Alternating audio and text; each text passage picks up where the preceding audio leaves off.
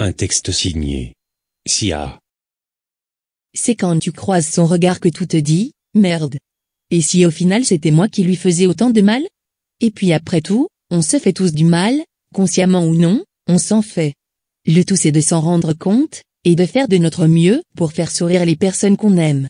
Oui, mais qui prendra le temps de nous faire sourire, nous? Et si à trop se préoccuper des autres on s'autodétruisait?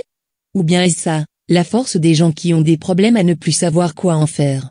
Peut-être que de donner le sourire aux autres, ça leur prouve qu'ils n'ont pas tout raté, qu'au fond d'eux il reste du bon, qu'ils ne sont pas comme tout ce que peuvent dire les gens, qui jugent sans même essayer de connaître une personne, de la comprendre. Mais à vrai dire, on l'a tous fait, se moquer d'une personne, par son physique et ses actes, mais pourquoi?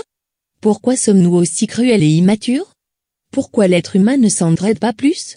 Pourquoi certaines personnes croient en quelqu'un alors que lui-même ne croit pas en lui? Quel est le but? Se dire que cette personne en qui on croit pourrait faire ou être ce que nous n'avons jamais réussi à faire? Ou être? Qu'est-ce que la croyance en réalité? Un simple sentiment? Ou une réelle estime envers quelqu'un ou quelque chose? Et puis pourquoi est-ce que l'être qui aide les personnes ayant des problèmes le fait-il vraiment en fait? Pour se donner bonne conscience? Parce que lui-même aurait voulu entendre les mots qu'il dit à ces personnes en difficulté alors que lui-même l'est? Mais que jamais personne ne lui a donné l'aide qu'il voulait? Dit les mots qu'il attendait? Donner l'amour dont il avait besoin? Et qu'est-ce l'amour? Un sentiment qui te fait te sentir bien?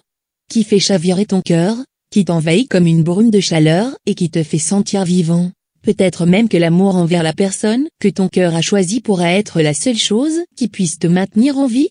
Ou bien est-ce un sentiment foireux, douteux, qui laisse à désirer au vu des longues rivières de larmes qu'il a fait couler, au sang qu'il a fait se verser et aux vies qu'il a arrachées? Et puis c'est quoi la mort? Une libération après la vie? Une souffrance de plus auprès des proches d'une personne décédée? Après tout, pourquoi tant de questions? Si on pose une question c'est généralement pour en avoir une réponse. Mais moi, je crois bien poser toutes ces questions dans le vide. À moi-même. Connaîtrais-je certaines réponses? Dans ce cas pourquoi poser une question qui en enchaîne d'autres jusqu'à ne plus en finir? Par la curiosité de savoir ce que les autres pensent? Ou pouvoir remettre les pensées et les actes de certaines personnes en place?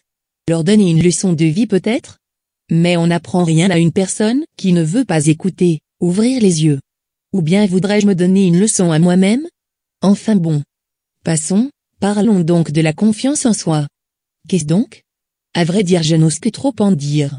Seulement, si on rabaisse trop une personne, la personne en question ne se sentira pas à l'aise, au bonheur de ses harceleurs moraux, puis cette personne à force d'entendre des choses sur elle, commencera par s'y faire malgré les douleurs que ça lui procure, mais en réalité, cette personne est simplement en train de croire ce que les autres disent, elle y croit, oui, puis perd toute confiance en elle. Alors elle se rabaissera elle-même, pas pour que les autres la complimentent, non cette personne se rabaissera parce qu'elle croit en ce qu'elle dit, parce qu'elle a trop souvent entendu ces mots à son sujet.